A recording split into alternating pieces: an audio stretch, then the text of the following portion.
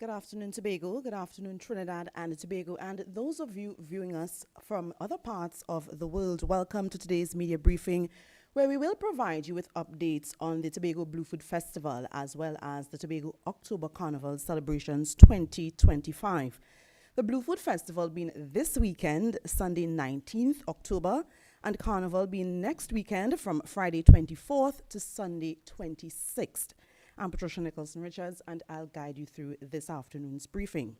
So, at the head table today, we have the Secretary with temporary responsibility for culture and antiquities, Assemblyman Zarisha Hackett, Assistant Secretary Niall George, Tobago Festivals Commission Limited CEO Mr. Kern Cowan, and the Tobago Carnival Advisory Council Chairman Dr. Charleston Thomas. Let me invite the Tobago Carnival Advisory Council Chairman Dr. Thomas to address us first. Good afternoon, everybody. Good afternoon, Tobago, and good afternoon, Trinidad and Tobago. Special good afternoon to the media. So I will begin by talking about some of the work that we've been doing at the advisory level in relation to the preparation of the 2025 October Carnival. All right, as you may know, a team was put together by the Chief Secretary, and I am the chair of that team. We've been meeting quite regularly for the last month or so, more or less two meetings per week. And our role, as I identified in the first press conference that we had, is really to bring advice and guidance to the operations and management of the October Carnival. All right, and that would mean that we had to work very closely with the Tobago Festivals Commission Limited. Now, over the past 2 months, we've transitioned from advisory planning to active partnership with the Festivals Commission, working therefore very closely with other stakeholders and streamlining operations, clarifying mandates, and of course, guiding event designs. We have also been directly informed, helping to directly inform the decisions made at the TFCL level. And therefore the team has helped to bridge communication gaps between the TFCL, between community stakeholders, as well as between the TFCL and the Division of Tourism, Culture, Antiquities and Transportation. The purpose here, of course, is to ensure a unified approach and a unified vision in the way in which we plan and execute the carnival. We also draw specifically on the expertise of some of the members on the team in order to advise how the carnival proceeds. And we have some experts on the team in relation to logistics, in relation to infrastructural layout, and we've leaned very heavily on that expertise to actually inform what the carnival would look like on the ground in Scarborough. Our mission is pretty simple, and it really is to ensure that the carnival grows stronger and it actually has a more robust operational, artistic, and economic address. All right. I would leave it here for now and pass it on back to the host. Yes, thank you. Thank you very much, Dr. Thomas. So we're going to move along to the CEO of the Tobago Festivals Commission Limited, Mr. Kern Cowan, for some more updates from him. Good evening, good afternoon, one and all. Thank you.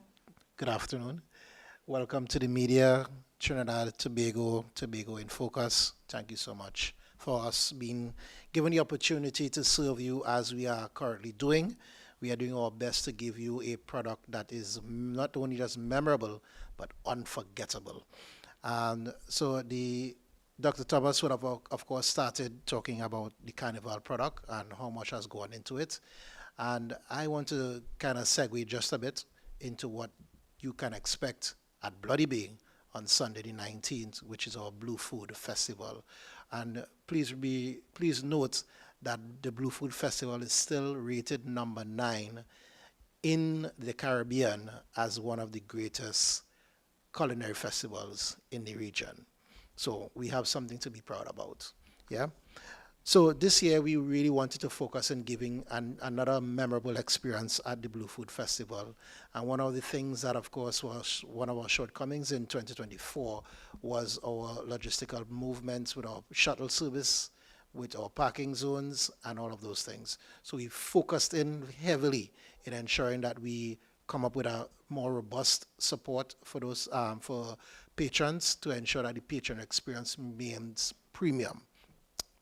We have since developed 6 parking zones to improve the number of cars that we can accommodate throughout the entire festival, starting with parking zone A, which is now inside of the venue itself, which is our first come, first serve arrangement. Once that car park is filled, we move to the Bloody Bay Beach facility, which takes another sequence of cars. Once that is filled, we go all the way back out to the opposite the Bloody Bay Anglican Church, and then we move again back out to the main road, which is Carrington Lot, which is the main road on the main road in Bloody Bay. Further to that, we have parking at the Palato Bay Community Center, Palato Bay Primary School, and we even have parking at the Roxborough Sid Gray Complex. And we have set up a schedule to ensure that everyone is taken care of, those who are coming into the space as such. Parking, of course, starts from as early as 8 a.m. And as I said before, first come, first serve. The event starts officially at 11 a.m., so you want to get in and be comfortable to experience everything that is about to take place on that day. So shuttles will start from 9 a.m. and will go throughout the day until 3 p.m. and locks off at 4 p.m. coming in. We're managing it going back out just the same way, where we have all of our shuttle zones labeled. So you'll see signage for all of the zones and their respective maxis that will take you back to those zones on the designated times, which will be returning at 6:30, 7, and 8 p.m. Specific to Roxborough, which is the Sidgway complex, we have 2 maxis which will be on that side, and they will leave at 11 a.m. and 1 p.m. And they will return to Roxborough at 6:30 p.m. and 8 p.m. Additionally, because we really want to make sure we don't make any errors this year, we have a premium shuttle service from Market Square, and that leaves at 10 a.m. and 10:30 a.m. And this is being done by Mr. Washington. And those who are inquiring about that premium service, drinks included on this bus. All right?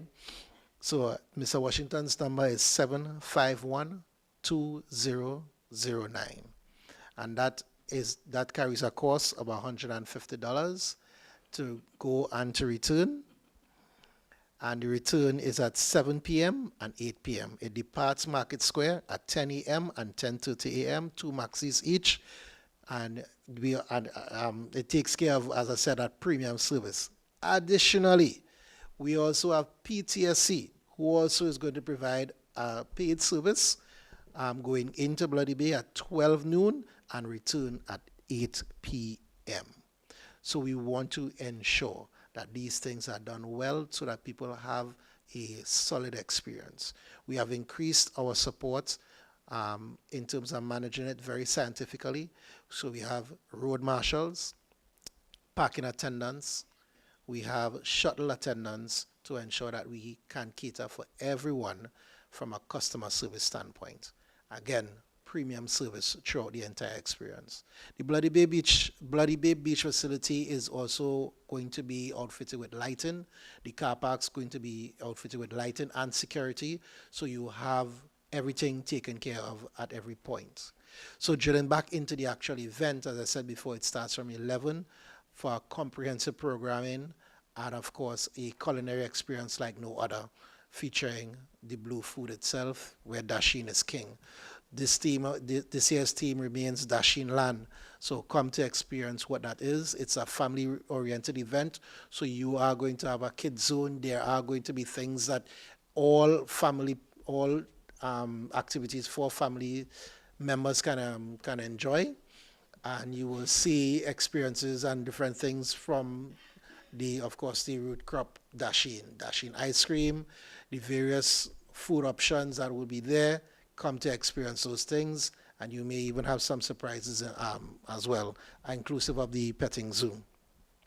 All right, the event is expected to, of course, close off between 7 and 8 p.m. in the night, and we are expecting a larger than usual number of people, so we are catering for additional shelter because we are having this festival in the rainforest. So don't be surprised if the rain falls. That's just what it is. The rain is going to be there, and it's going to be in the rainforest. It's part of our feature, and we enjoy it just the same. Yeah? We have some headliners that are going to be there at the cultural aspect of it, but the body of what this event would be will be strongly supported by our local artists who are going to be featured strongly throughout this entire programming from top to bottom. And we are going to close off the evening with the headliner show in Winchester and Farmer Nappy. You're also going to see local headliners from across the spectrum of Lansome, Palato Vere, and Bloody Bay, as well as artists from across all of Tobago, just the same. So come to experience a truly, truly integrated festival. So I'm going to leave it there for now, and then I'll come back and then talk about some deeper conversations relative to the carnival experience this weekend. All right, thank you so very much, CEO Cowan, for those important updates relative to the Blue Food Festival set to take place this Sunday, 19th October. So we move on to the Assistant Secretary, Assemblyman Niall George, for some updates once again. Hi, good afternoon, everyone. Good day, members of the media, everyone looking on. Today I will be speaking on security and safety of all the participants in the Tobago October Carnival is of paramount importance to this administration. We are working behind the scenes, having regular security meetings with the Goal Commander and all the other relevant agencies where security is concerned, because I mean, sometimes we get lost in the euphoria of the carnival, and carnival has both positive and negative effects, unfortunately. So we are trying to mitigate all of the negative factors associated with carnival. We are imploring all of the bands to keep the decibels down when they are passing in the hospital area. We are trying to accommodate the church groups and so on, and the villagers that would be affected by the festivities.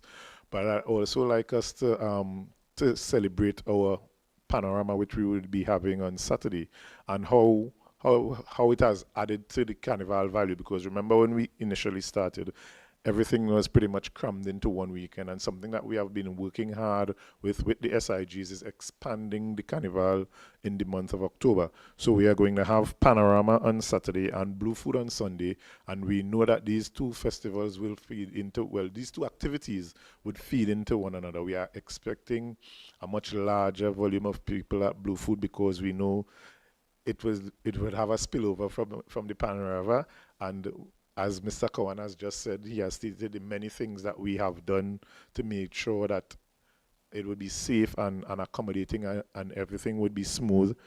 And as for the carnival itself, we have boasted and we have prided that Tobago Carnival is the safest carnival in the Caribbean, and we have been working behind the scenes very hard to make sure that these things happen. Also, we are asking for the public to be a little patient with us, because you would have noticed some works being done in and around Scarborough to accommodate the activities. There would be some traffic congestions. We ask everyone to be understanding and patient while these works go on, because they will benefit everyone after the carnival as well. So we are just asking everyone to get on board. As we go back to security again, please listen to the marshals, listen to the police officers. Let's have a fun carnival, but most of all, let's have a safe carnival. Thank you. All right, thank you very much, Assistant Secretary George. So we move now to the Secretary with temporary responsibility for culture and antiquities, Assemblyman Zarisha Hackett. Good afternoon, Tobago, Trinidad and Tobago, and the world, because we know by now all of the world is viewing this 116 square miles and very excited to join us, if they've not joined us already, to be a part of what we call the Mud Mass Music.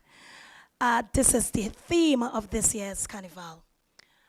As Secretary with temporary responsibility for culture and antiquities, the last month has been a very, very unique one. One where we had to buckle down and really get the work going with two major festivals, of course, our Tobago Blue Food and just running straight into our Tobago Carnival. And it has been a very, very exciting period for us, all of us here at the table. I just want us to recap on the activities that we've put out there in the public space, the activities we want your fullest support on Tobago, and we show up and we show out to ensure that all of Trinidad and Tobago is proud of this product that we've developed over the last 4 years. You know, we spoke to the PAN, but Assistant Secretary George, we have the Monarchs of Mass on Friday, and that jump starts the Carnival activities in a real way.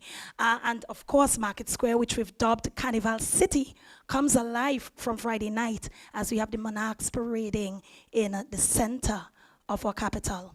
And then after that, of course, Pan Omega, you know, brainchild of the Tobago House of Assembly in collaboration with Pan Trinbago to ensure that it's the last major Pan activity of the calendar year before we start off national carnivals again. And so we look forward to that, and we're inviting all of Tobago, come out because the rest of the world is going to be there. So we, as the host of such an activity, need to be very present and demonstrating that true Tobago hospitality. And then the bumper weekend continues, Blue Food. And you said 11 a.m. start, and a lot of Tobagonians don't know that that's the start. We try to make our way up there, you know, beyond that midday hour. And for the first time, let me say, I'm going to be up there from very early. Of course, the additional responsibility requires that of me, but I think we miss most of it when we get up there closer to sunset. And I want to be a part of everything, from being a part of what a service provider, suppliers, or artisans or craftsmen would be supplying and demonstrating the true talents and artistry there, to the petting zoo and everything that's Dasheen land. And as you said, Dasheen is king, everything Blue Food. And so we're going to be up there demonstrating our culinary expertise as an island. Let me make a plug now for the Tobago Hospitality and Tourism Institute under the purview of the Division of Education, Research and Technology, and with some nice overreaching gaps to be extended to the Division of Tourism. And that bridging up the gap, they're going to be out there in true Tobago fashion, demonstrating their ability to be good hosts and to also be good culinary experts. Moving on from that, we have a little break Monday as it relates to the actual activities. Of course, that doesn't mean that the action and excitement on island ends. We have a bumper season of fetes and all the activities that would bring persons to our shores. And the Tobago Promoters Association have been doing an excellent job on marketing the events under their purview. We had a major event last night, and we have several events already passed, but coming up in the next week, so many activities to suit everyone's taste. They're all-inclusives, they're cooler fetes. We have boat rides, we have events. There was one, a very unique one that passed over the weekend, that moving around the island in the buses, and yes, and a ride along, and it was, I didn't experience it, but from what I'm getting, Tobagonians are very interested in that type of unique activity, and the creativity is coming out of our event promoters, and I want to commend them there. Wednesday, Soca Titans. And so Carnival City comes alive once more, defending champion first, and he has 8 other contenders, yes, coming for that crown, and we know it's going to be a super exciting, competitive event, and we look forward to that. Of course, we're going to motivate and encourage all of Tobago artists to go out there and give up their best. We look forward to that again, Carnival City. Thursday, Calypso Monarch now, and that's where Tuco takes center stage. But before I do that, we have our Carnival Yard up at Fort King George on Tuesday night. And of course, I must make a plug for that.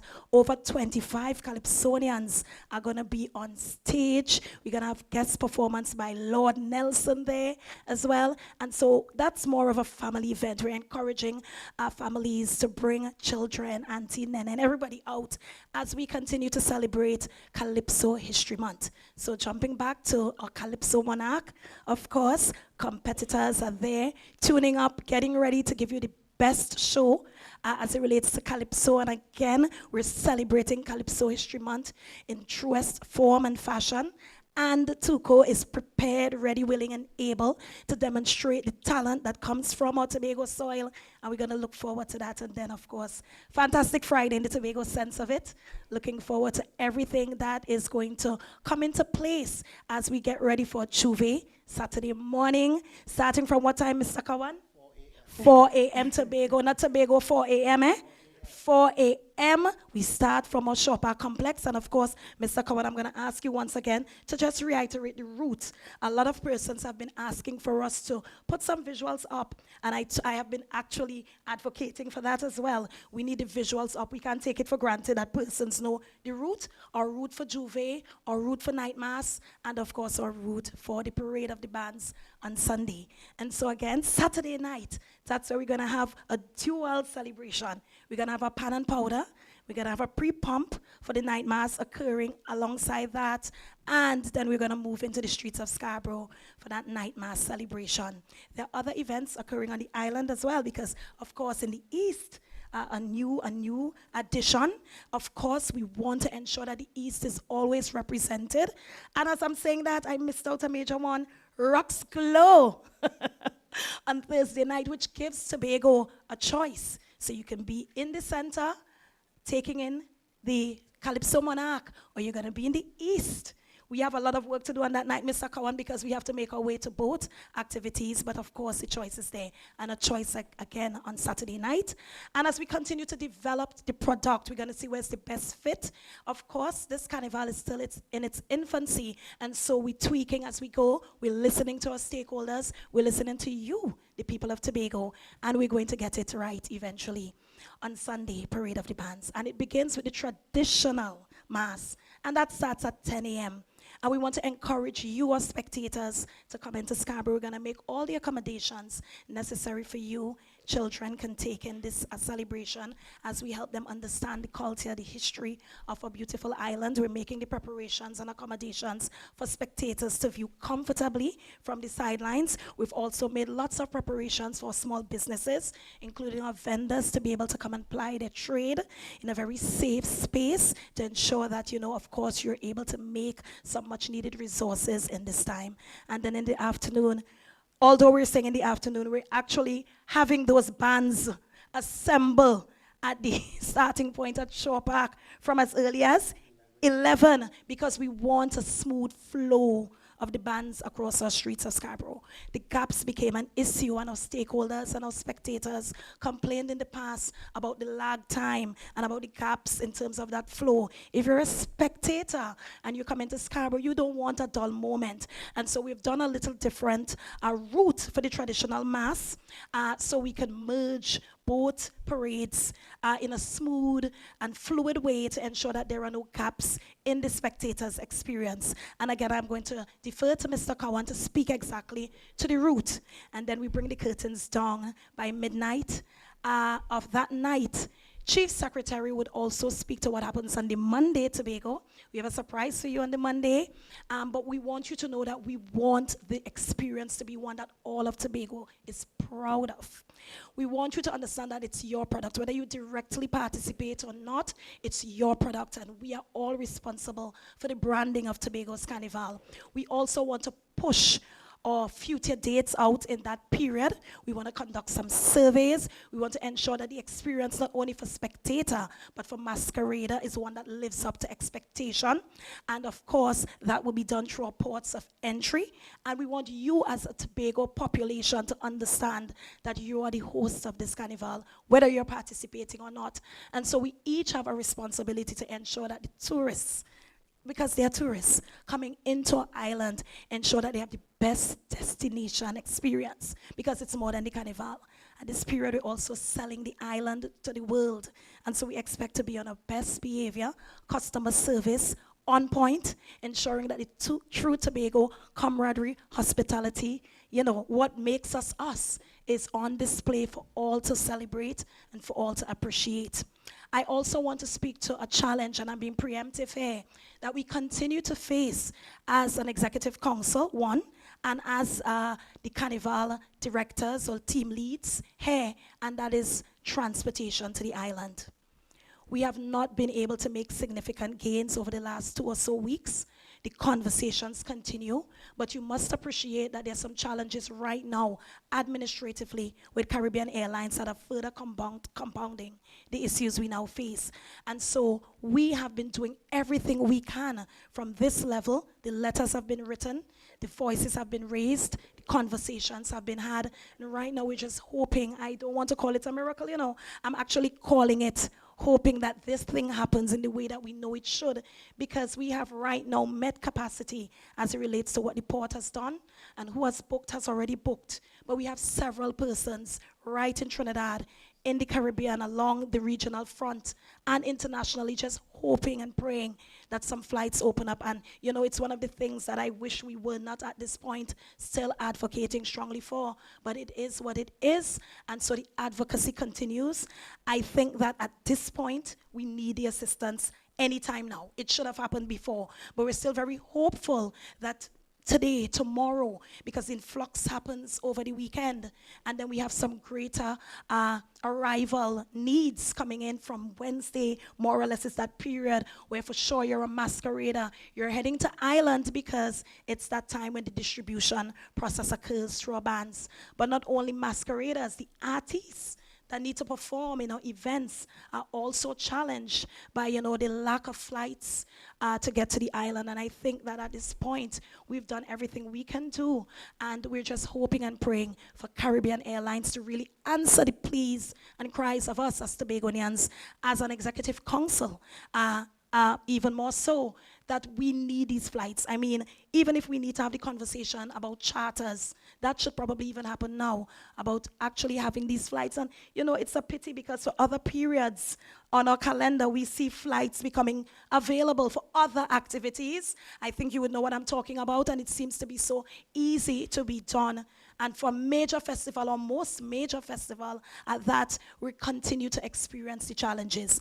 But I'm going to remain hopeful. I hope the team also remains hopeful that something is going to happen in very short order to ensure that we can get as many persons to this island to celebrate with us. All right, so now, Mr. Common, can I just hand back over to you to take us through the route once more, and for us to speak specifically to what is to be expected in terms of some of the new activation points we have on the road, some brand new areas of focus for the masquerader and for the spectators of this show that we have been planning so hard for, and that we expect to roll out with much success.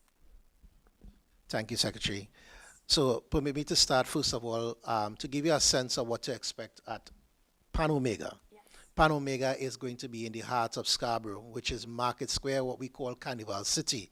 But it's going to be fenced off. There are going to be some disturbances in terms of traffic, because the entire port and waterfront becomes the Pan drags. Those who are Pan enthusiasts will know what that means.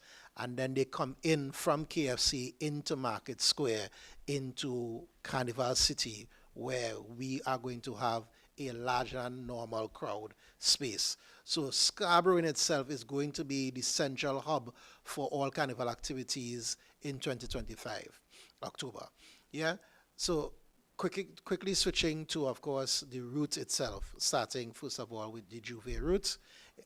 Juve route starts at Shore Park Complex, Food Hub area, and moves towards the highway. You make a left turn on Orange Hill Road onto the highway, and then onto the highway all the way down to the traffic light, Wilson Road traffic light, into Scarborough, through Wilson Road between Market Square, all the way down to KFC, turn right again onto Calypso Rose Boulevard, which is Port Mall, Esplanade, and continues in a circuit direction. And that is Juve. The traditional mass, Juve starting at 4 a.m., not 6 a.m., not 7 a.m. Juve starting at 4 a.m., starts at Shore Park and ends at Shore Park. As I said before, in that circuit orientation. On Sunday now, starting at 10 a.m. is a traditional mass that kicks off from the Coast Guard base, just after the Coast Guard base on the corner there, and takes the route into Scarborough, via the Esplanade all the way down to KFC, past KFC, Garden Side Car Park, comes around to Market Square and back down to the Coast Guard base. And bands are allowed to make as many routes as they can handle, right? And then we come back now to the contemporary mass, which starts at 11 a.m., also taking the same route as the Juve, starting at Shore Park, turns left onto the highway on Orange Hill, and then right again on the highway, passes Bishops, going down to Wilson Road traffic light, into Scarborough, Market Square, all the way down to KFC, turns right again onto the port, in front of the port Mall, Esplanade, Waterfront. But what you should know is that it's not just a trek in a circle. It's about the experience on this trek. So there are significant activities to expect as you go along these routes. So for example, Market Square, which as I said before is Carnival City, is what we call a staging area. On the Wilson Road, you will have lights, action, confetti, cold sparks, different things that will excite all masqueraders as they pass, inclusive of the daytime fireworks, which was a hit in 2024. That remains and that returns. Market Square in itself becomes what we call a spectators viewing zone. So it'll be an area where spectators can safely be comfortably accommodated with seating, viewing, toilets, vendors, and can take in everything that passes on the routes during that time period, both Juve, night mass, as well as the contemporary mass itself. So you will have those things happening. Then also you will have another viewing zone, which would be in the empty lot next to Barcode, where you will have, again, seating and accommodation for all viewing patrons. You will have vendors, toilets, and accommodation for all. For the masqueraders, there's also a secondary, what we call staging zone on the waterfront, also to accommodate with confetti, CO2, lights, a whole heap of action on the waterfront that gives everybody a unique experience. And that still doesn't talk about everything else that are surprises that I will not say here, but for everybody to experience. Yeah, so I don't want to dominate everything. So let me allow Dr. Charleston to return to the mic for a bit, and then we come back down again. When it's questions time. When it's questions time. Right. So as you can hear, we are ready for 2025 October Carnival. The place hot. The place hot, right? Getting to work this morning, there was a traffic build-up, right? And they're telling my people that the vibes is on, all right? Now I know there may be some concerns about how Pan go look in the market, in Market Square, right? Versus parade grounds, right? This year we couldn't do parade grounds, right? It's not out of the books entirely, but they said that couldn't happen. But I can tell you something. Come ready to be in Market Square for Pan. It will be big, right? Or I might have to try to look for space for people to breathe, right? Because it will be massive. And just before I came here, I was called by another team member who was just on the side checking on things and doing more measurements to make sure that we have enough space to jump, you know, to prance and to, you know, we just get on when Pan playing, right? So we are facilitating that. So I want to say this to the Pan players out there, all of you who may be concerned about Pan in Market Square, or just come and see how we are doing in Tobago. Just come and see how we just really get on here, right? We are ready for you. And I think we're good, sis. So you could ask us questions now. Yes, ma'am. Anybody else from the head table? No? Yeah, good. Questions, okay. All right, so thank you once again to members of the head table for that comprehensive update for the highly anticipated Blue Food Festival and the Tobago Carnival. Secretary, I saw and heard the excitement. And as Dr. Thomas said, the excitement is there, right? So we open the floor to members of the media for questions. Of course, you know the drill. Just indicate if you have a question and we'll accommodate you. I am not seeing any member of the media on our Zoom, but we have in-house media. And you can go ahead. I'm seeing Tobago Channel 5. Right, you can go ahead, sir. Well, I'm looking at the sustainability for Carnival. I remember in the budget they mentioned that there's a new tax on single-use plastics. And I know the recycling program in Tobago is on its last legs. I'm wondering if there's anything being done to mitigate the waste that would come from the festival, and also if there's anything being done to recycle costumes or anything else along that line. Thank you for that question. I would let Mr. Cowan speak to how festivals is going to make sure that the place is well cleaned after, right? In year one, we actually started taking proposals for the greening of Carnival, right? It didn't go beyond the place that we had anticipated it would go, right? This year it's back on the in our conversations. So just last week I had an extensive conversation with another team member about the different ways we can now imagine Carnival to and where Tobago can lead in regard to the whole question of a safer and not just safer, sorry, a more environmentally conscious Carnival. All right. So in year one, the proposal that had come to us, we couldn't facilitate it at the time because it came too late. But one suggestion was for us to think about what would our music trucks sound like if they were greener, right? So that's a physics and an engineering conversation, right? Which we in Tobago would want to trigger, right, and lead in. I know last year we chose to use, was it last year or year before, something instead of the confetti. So there was a decision that was taken either last year or year before to use a material that was more environmentally friendly than the other. I don't have the specifics right now, but so we have been moving in that direction.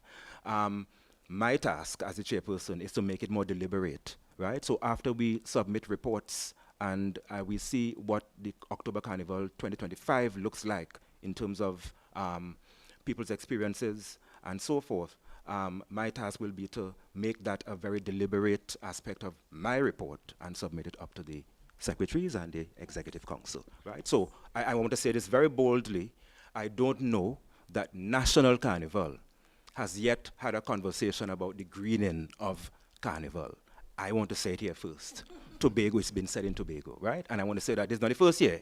We said it in 2022, but as I said, we couldn't get as far as we wanted to get. I want to also put a plug in for this, right? We also have noise, right? How do we deal with noise? No, Carnival is a noisy thing. And noise also has an effect on us, not just an effect, right? I know of some young people who have been losing their hearing because of listening to things too loudly, right? So it is really a conversation. I think Assistant Sec did talk about, what was it? Positive and negative. Negative aspects of Carnival. I can tell you, last year I was asked to represent the THA on a Carnival conference in Trinidad, and part of my presentation was speaking about some of the damage of Carnival, right? And I specifically referred to some of the folks in Woodbrook, some of whom actually migrate out during the Carnival season because, you know, we just pee and thing on the fence, right?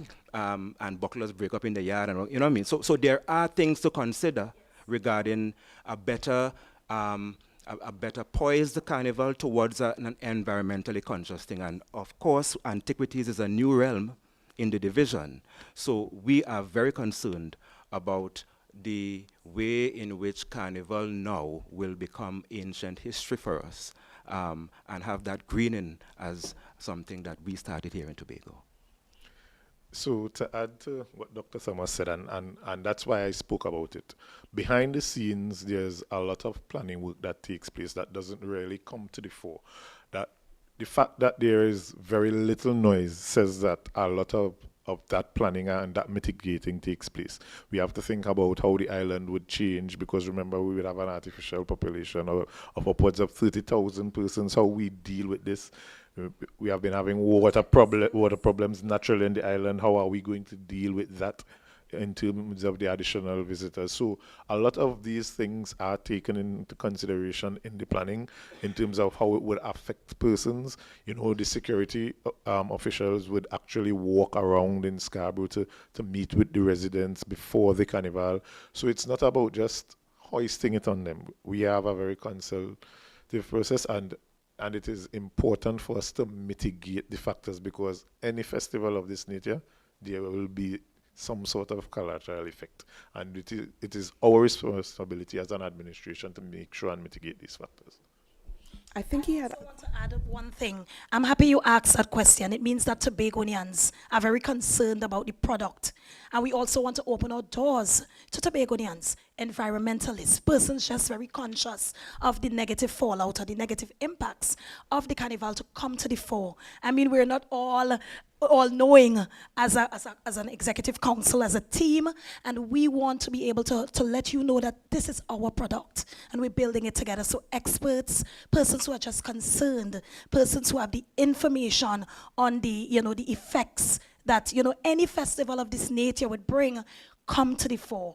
Present your proposals, bring your research and your evidence forward, and let's have the conversations to ensure that we build out a sustainable product, not only sustainable financially, but of course environmentally as well, which is very important to us, because at the end of the day, we have a destination to protect. We have an island that we have tourism as our mainstay, and because of that, we have to do everything while building out this festival. We have to ensure that we protect the island, one that we're pushing out as a very eco-friendly island at that. So yes, continue bringing the ideas forward. We welcome them. Right, we're going to go to CEO Cowan. Sure. Thank you. So specifically as it pertains to cleaning for the carnival and the carnival routes, we have 5 areas that are designated zones. So zone 1 or area 1 will be from the traffic light, original traffic lights, to the Bishop's High School walkover. Then from the walkover to the Wilson Road traffic lights is another area. Then you have from the traffic light to KFC Wilson Road, another area. That's area 3. Then from the port all the way down to Coast Guard Base, another area. And then the Shore Park area is also the final zone 5. And we are working in conjunction with both the various divisions and areas of support through the THA as well as private organizations to ensure that we remain clean throughout this entire experience. It is a mammoth experience. We have also learned some from year 1, year 2, and year 3, what we need to do in terms of supporting that cleaning. There is a lot of waste that is produced in one route. So from Juve, you have to do a mammoth clean. From night mass, another mammoth clean. And from even just the traditional mass, there's that consistent cleaning that is required, both from spectators and masqueraders in actual real time. So it is a science that we are trying to buckle down, and we believe that we have a very good strategy going into 2025. But masqueraders and spectators can assist by finding bins and being responsible with their waste as well, yes. And we're gonna call on our bands to take some of that responsibility up. I mean, everybody's enjoying themselves at that time and just trying to look for a bin in that moment. But, it's going to at least reduce on the work they have to do, especially in those close contact periods between, let's say, Juve and night mass. They have literally a few hours to get the space prepared again. And so we're calling on you, masqueraders and spectators, to assist us in keeping our island clean, serene, green. Yeah? Yeah. Dr. Thomas. And I want to plug in for something a little bit unique. All them craftspeople who we have on the island, I am challenging you to make us calabash bowls ready for next year and the other year carnival, so that we will stop using Styrotex box in tongue. We have enough craftsmen on the island. You remember calabash bowls, right? Welcome now, man. Right, that's Tobago, right? So I would like to encourage that level of environmental friendliness. Even because we have successfully debottled Scarborough.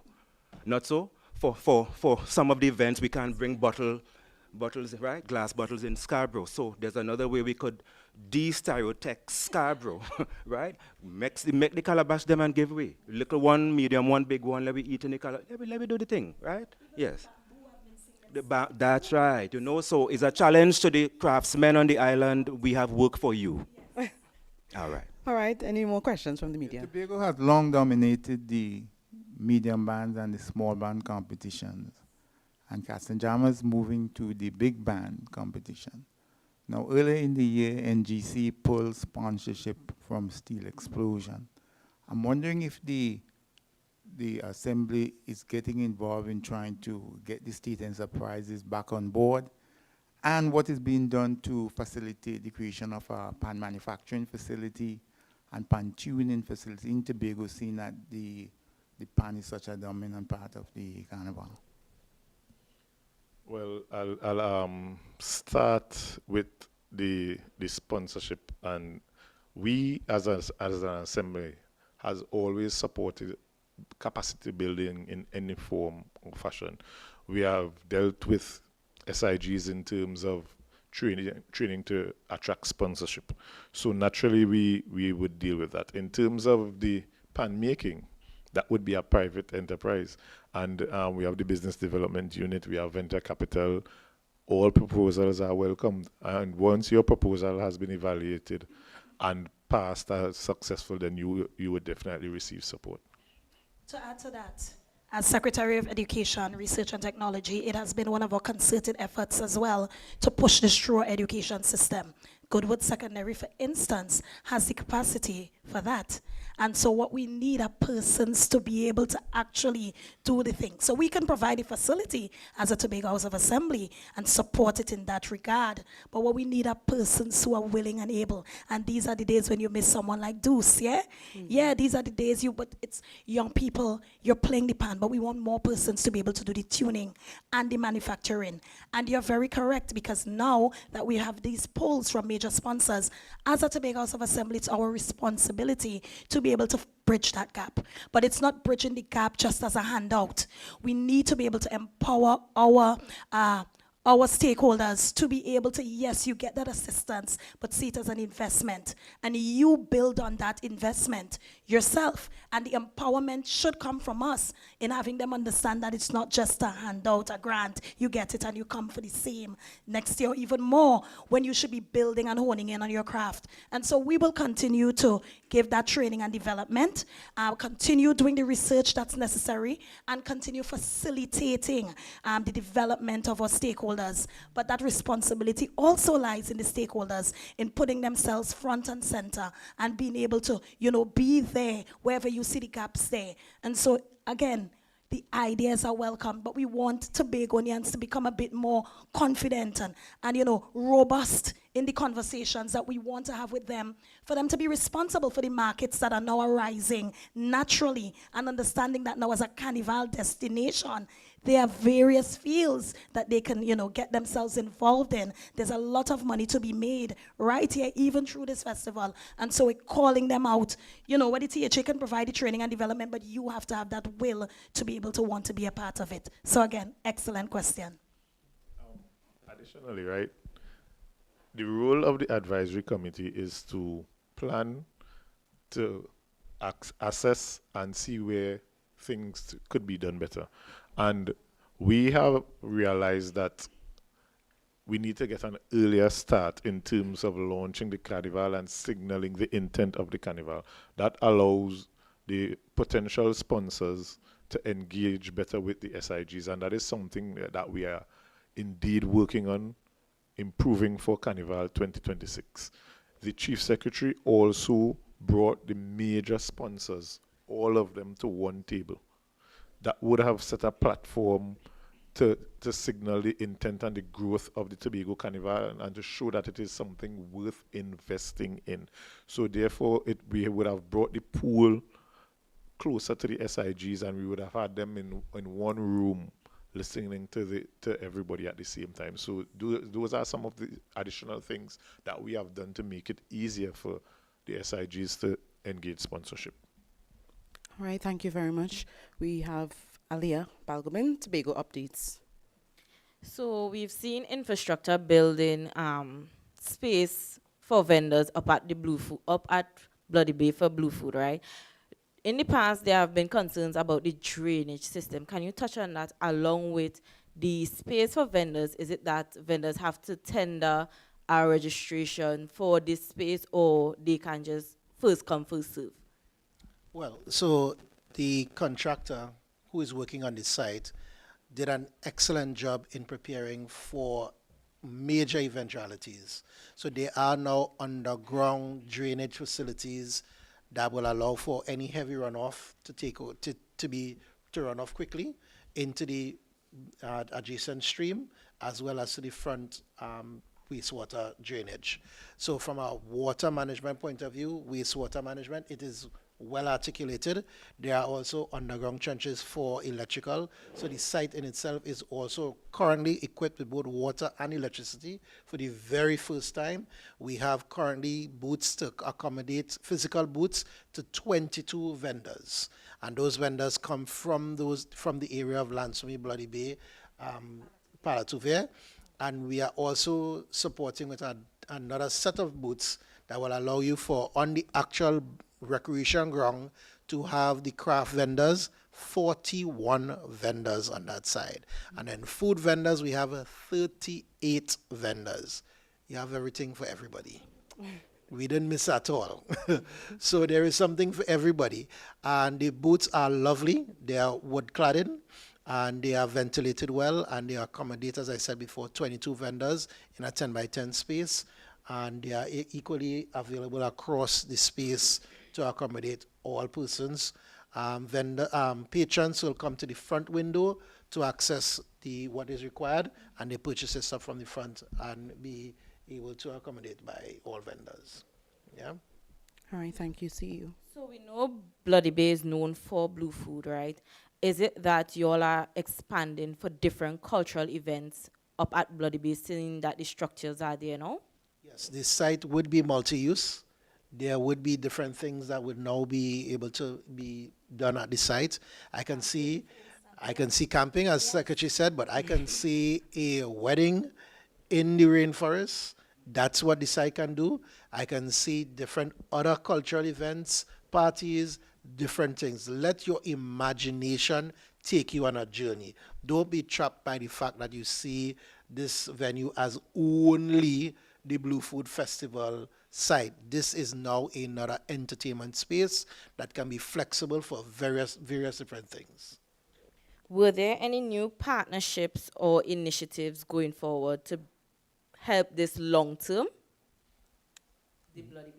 The Blue Food Festival. The Blue Food Festival continues to be an evolving product. In its 27 years, we continue to partner with various sponsors, Amplia, B-Mobile, NFM, Bermudez, and various others who continue to really partner to build the product. From an international standpoint, we want to continue to bolster our presence and continue to have high-quality products available to everybody, that we continue to increase our ratings as a culinary festival to get to that place where we can be number one across the world. And I believe that we are on that trajectory as we continue to develop the site, the product, and the availability of what Tobago can offer. Okay, going over to Carnival now for Ms. Hackett. How many kings and queens costume came from Trinidad, and how many are being taken from Tobago? Because mass band leaders. Go ahead. Respectfully, I think the CEO should answer that to the policy holders and makers. Okay, that's no problem. Yeah, so can I just defer to Mr. Kawan for That's this no question? problem. Thank you so much. Mass band leaders saying that they are not being called, and they are being very concerned about that. Firstly, mass bands have been called and are very much involved in large volumes. From year one, we have incorporated kings and queens winners from Trinidad. Winners from Trinidad, they play their part in the traditional mass parade. they are involved in that, and that gives the parade a different dynamic. Contrary to popular belief, there is no favoritism or a desire to just depend solely and wholly on Trinidad kings and queens, but we of course push our very own. The entire traditional mass parade is based on local mass bands, local cultural groups. They play their part just the same.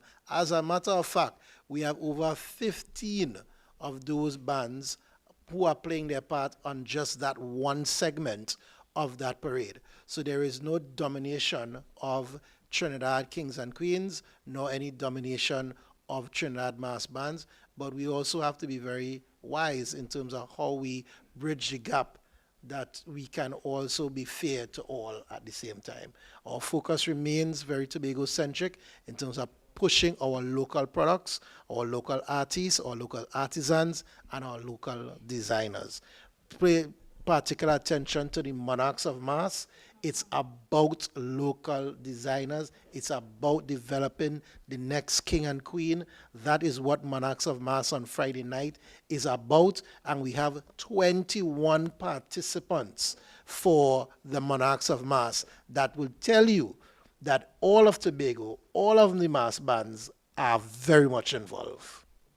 All right, thank you very much. Channel 5 again. The right now we have two carnivals, right? The Tobago and the National. I wanted to have some idea of if the intention going along is to continue to have two carnivals. And I remember in the first year, I think it was the soca or one of the calypso competitions sent the competitor right through to the finals. And there was a lot of talk about that, which I actually thought was great because it raised the profile of the Tobago Festival. I'm wondering if there's any intention going forward to maybe do something like that again, have the competitor go through the semis or something so that there's a connection between the National Carnival and the Tobago Carnival, that it would be like an incubator or raise the profile of the event. So to answer the last question first, right? The Calypso Monarch is a two-coup event. We could have the conversation, but the final decision about taking the Tobago winner to the finals is one that two-coup holds all of the cards. We could ask, but the decision is at their feet, wholly and solely, up to them. In the first question in terms of the carnivals, that's a national festival that has been proclaimed by the central government, and we cannot stop carnival in the national sphere. What is that our discussion is how we support and what we support, because we keep on harping about it. NCC is responsible for National Carnival, and not 1 cent has been directed to Tobago for National Carnival festivities. That has always come from Tobago's allocation, and that is something that we are currently having conversations with NCC about, because it is now a situation where we are pretty much competing with Trinidad, which is the mother of all carnivals in the National Carnival space, and we have seen the results of that over the last year. So what we are trying to create is a situation of support the National Carnival in Trinidad, and they indeed do in turn come and support us in October. So we have to work on that, but that is also a conversation that we have to have with the people of Tobago.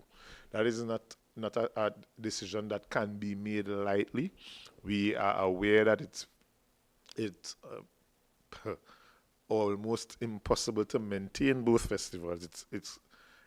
We are bursting at the seams, so we have to have some sort of transition, but that would be directed by policy, and part of creating that policy would be us communicating and consulting with the people of Tobago. Right, and I think I also like to put into perspective the language of Tobago has two carnivals, right? I had some years ago when we just started suggested how we think about that, right? Carnival happens 2 times in Tobago, twice, but Tobago has actually 1 carnival. Tobago is part of the national carnival. So that's not Tobago's carnival. You with me? So that's not a Tobago carnival. I'm a creature of language and clarity, right? Tobago October Carnival is Tobago's only carnival. But carnival happens on the island twice, in February and in October. In February, that's not Tobago's carnival, that's the national carnival, of which Tobago is a part. Huh? October Carnival is Tobago's only carnival. But carnival happens in Tobago 2 times. All right, thank you for that clarification, Dr. Thomas. All right, members of the media, no more questions? We good?